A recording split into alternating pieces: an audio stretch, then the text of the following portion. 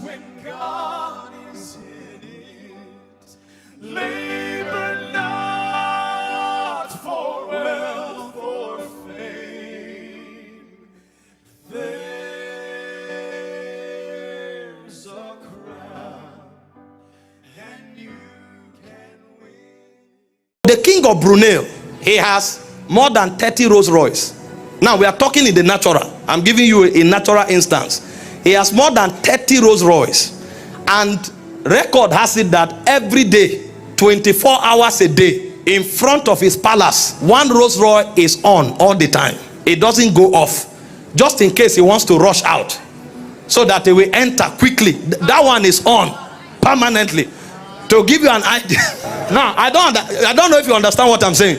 Now the private jet these guys fly, they don't fly the normal Gulfstream that you see, the small planes. No, the private jets they fly are Airbuses, Airbus A380. Those are the kind of private jets. So they have bedrooms, they have conference centers, and some of their private jets, every wood you see in the plane is not mahogany. Every wood you find in the plane, you can't find them. They are scarce. And then every metal you see, some of them is pure gold. Every metal, including the toilet, is gold. Now imagine, it's not gold plated, it's gold toilet. Those are the kind of wealth we are talking about. Are you getting the point? Now they have houses all over the world, and they don't know exactly how much they have.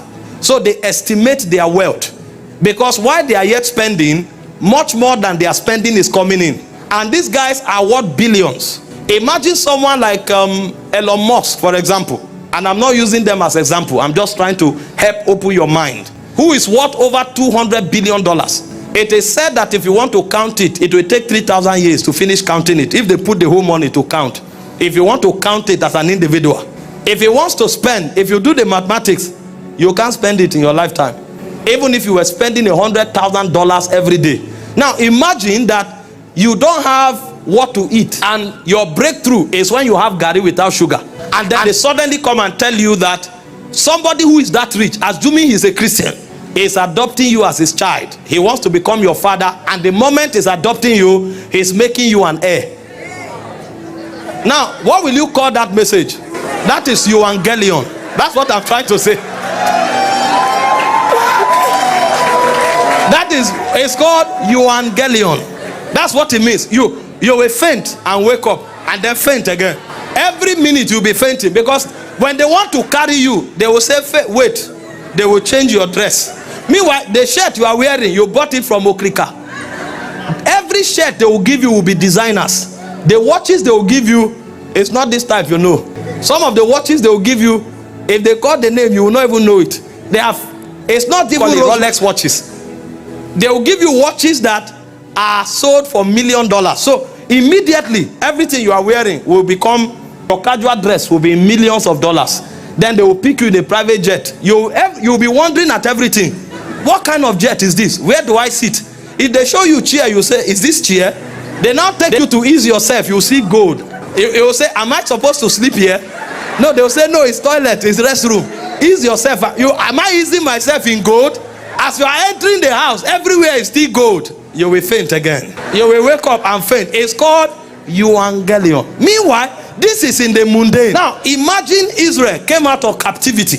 All they knew was suffering, pains, reproach. They were slaves. That was their identity. And then suddenly God comes and says, I am your God. I am your father. I am adopting you as my child. You become an heir of my kingdom. There's no word for it. So they had to go back to ancient language to find words that could not be used among men.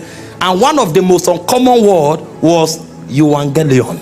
That's where they got the word Bisora and started using it for gospel. So when we are talking gospel, we are talking the good news of the kingdom of God, the reign of God, the dominion of God, that God becomes your father and your king.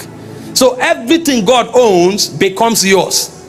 That's the origin of what we call the faith. A message has been brought to us. When God is in it,